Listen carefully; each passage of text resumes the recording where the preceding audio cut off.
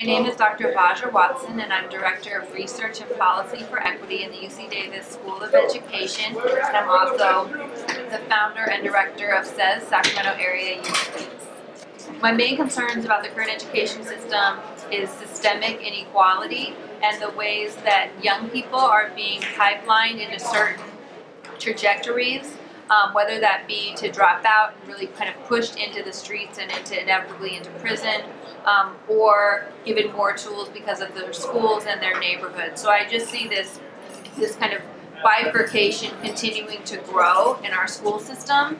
And as I said earlier to the young people, not on our watch. We don't condone, accept, or believe that that's the reality of what education could and should be in the 21st century. I think that the obstacles are both personal as well as structural. I think at the structural level, students are dealing with internalizing that some schools look great and are heavily resourced and others are not, and I think that that can add value into the way you think society sees your self-worth. At the more kind of personal and interpersonal level, students deal daily with what I've called like an intellectual violence sometimes, where they're being bullied by their teachers, by a Eurocentric curriculum, by low expectations, by kind of all of these different attributes that kind of triangulate the path of underachievement, and so they think that they're choosing to disengage when disengagement has been set up for them. Failure has been kind of a setup from the get-up, and we really try to disrupt that with our program.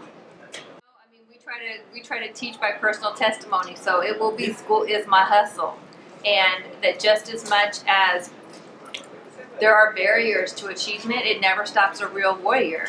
And so it forces us to do, it forces us to be wiser and stronger and call upon our ancestors more and look forward and find hope in each other and in the future.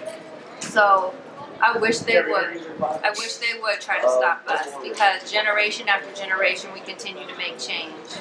Dre T, one of our Poet Mentor educators, he said to us, courage is contagious, just like fear. And so if this is any type of call to leaders, whether that be leaders inside classrooms or policymakers, we are in an era and an emergency in our school crisis. And so I would beg of you to find your true calling, and when you find that, to have courage to make a difference. Because this is hard work, it is not easy, but it's beautiful, just like our babies.